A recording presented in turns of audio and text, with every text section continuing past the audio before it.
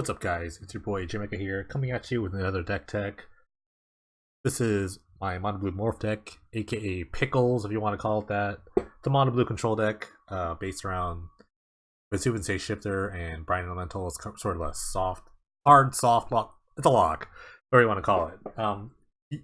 The fans of the channel will probably recognize this from season 3, where I started playing it towards the end of the season. That was really fun. It was so fun that I stopped playing Storm and I started just playing this deck, even though it lost so hard to Mono Red. But Mono Red, while still kind of a player this season, it's not really that big. And I think the matchup got a little better with a couple random cards. But anyways, yeah, let's just go back, look at the list right now. Lands, still 26 lands, a bunch of islands. Crystal Vein, I think Crystal Vein's like randomly good when you're monocolored and you kind of have a lot of things to do with your mana, which this deck definitely does. Kind of like speeds up things by like a turn, I would say. Calcium Pool still here, and it's down to one Blighted Counter. I can't play too many colorless sources with a bunch of double blue spells, things like that. So hopefully this won't kind of like screw me over in the end, having 8 colorless sources. But I think the worth of Crystal Vein is kind of worth it that middle to late game.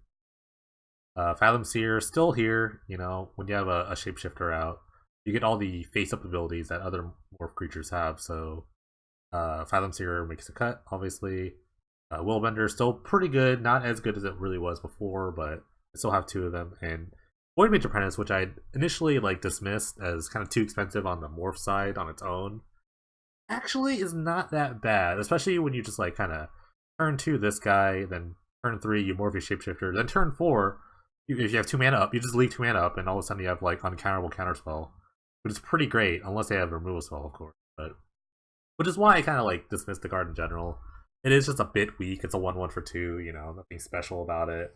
Even though Willbender is like a 1/2, you know, it kind of randomly blocks a 1/1.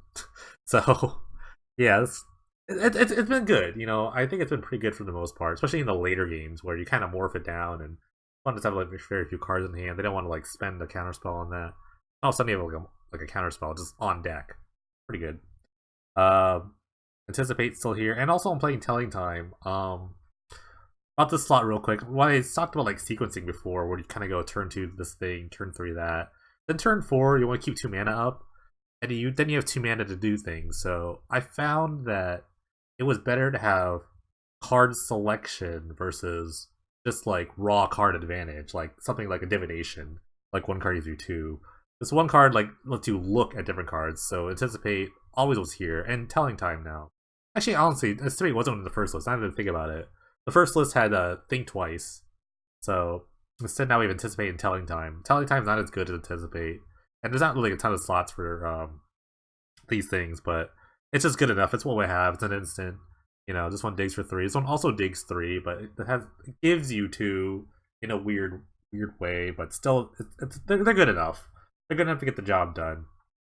Upsubstantiate, kind of a new card. I think in this slot was Memory Lapse Season 3, which was awesome. It just helped you like stall the game. This is a little different. Still pretty good. It's good against Hypergenesis in Game 1, where you just kind of like quote-unquote remand their Hypergenesis, so they're just stuck with it in their hand. Also, it's an unsummon, so that's good against Heroic. A little expensive for 2, but you know, we take what we can get. Dissolve takes a slot of Forbid. That was in the slot before. You know, just a solid counterspell to what we got. You know, Scrying is good. Looking at extra cards is always good. You just want to dig for certain pieces. And then Turnabout, big linchpin of the deck. You know, I think the deck is really good with it. It's good in counter Magic Wars where you just upkeep, kind of Turnabout them, and then they have to make a choice right there. Like, wow, is this guy gonna lock me out of this game? And also can save you in a pinch. It kind of like a fog in certain ways. Let's just buy time, which is what the deck is really about. Just buying time to get your lockdown, which is Shapeshifter and Brine Elemental. Shapeshifter is really good, even right now in this meta of like Reanimator and sometimes Hypergenesis and you know other crazy things. Like this thing, it's a clone. Clones are good. I love playing with clones, and it had the added benefit of being good with morph creatures like Brine Elemental. One sad thing that I actually learned this season about Shapeshifter is that it's actually bugged with Megamorph cards. When my initial lists were playing with Stratus Dancer, which you might notice that is not in this deck, Stratus Dancer would be great in this deck if not for the bug of Shapeshifter, which is um, basically on MTGO when you have a card with Megamorph and you use a Shapeshifter, use the ability to morph it, copying like the Megamorph creature. The first instance, it'll be fine. It'll just do what it wants. Like I'll show you what Stratus just for the sake of it. For the sake of the video. So Stratus Dance right here. So let's say you use a Shapeshifter on and use this ability to copy the Stratus Dancer. Awesome, you count it into sorcery. Then you then you put it back face down as is the Shapeshifter ability. And then you morph anything else. Not even just another Stratus Dancer, just anything else. When you unmorph this Shapeshifter, it'll get the +1/+1 counter from the Megamorph ability that it got from the Stratus Dancer, which is not how that card works. So if you're trying to play with Shapeshifter, do not play it with Megamorph because it does not work. And that's bad. We don't play with cards that don't work. Fortunately, MTGO is a quality program, and we can't stop that. So don't try to do that. Don't try it as a home, kids. Sideboard's a lot different from what it used to be. It's very, very skewed towards a heroic matchup, which is very bad. Aggro decks are still really bad for this deck. So the last Substantiate just for an extra sort of unsummon. Overwhelming Denial for the blue counter magic decks. Just when you want extra counter spells. Illusions of Mediocrity for the aggro decks, specifically mono red. Just gaining 10 life is kind of like 2 turns in a sense.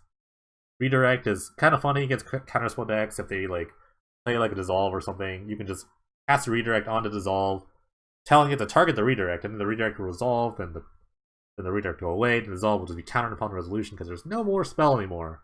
Also, it's really fun against burn. So they chain lightning you. No, I chain lightning your Ragdos Cackler. Awesome card.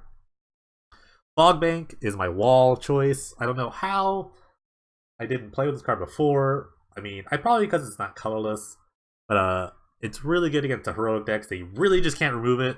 They don't have trample. They can only just God's Willing or Face Shield through it, basically. But otherwise, it's just a kind of roadblock. It's the best I got. It Defender and it flies, so you're kind of Griffspoon covered there. Displacement Wave is a full 4 of against the heroic decks, which I still think is the best deck in this format still. But Displacement Wave is just a 3-mana Wrath, or Bounce, whatever you want to call it, 3-mana Upheaval. And it doesn't really hit your creatures, because all your creatures start at 2. And if you did it at 2, it's not a big deal. You just get, a Fathom Seer back? Oh, that's darn. That's the deck. I've been replaying it with it a bit. It's a lot of fun. I think this is the first season back that we had both Brian Elemental and Shapeshifter. Could be wrong on that, but it's been a lot of fun to just kind of replay this deck. It's actually in Painting Dreadful's history, probably in my top 5 list of decks I've really enjoyed playing. Rough breakdown of those other decks: Storm Season 3, Burning Vengeance Season 2, this deck, and now in Season 3 and 6. The Hypergenesis decks I've been really fun with, and Swarm Intelligence. And those are always been fun. Maybe 6. Yeah, it's in the top. It's near the top, All those decks have been a lot of fun, but this has been one of my most fun decks to play with. So I'm playing the tournament tonight. It's Monday. I'm not gonna be streaming it, so you're getting just a round by round video of it. I don't really not down for streaming today. I don't know, I'm just a little tired. But yeah, let's have some fun. Let's do some mighty morphing. Do it.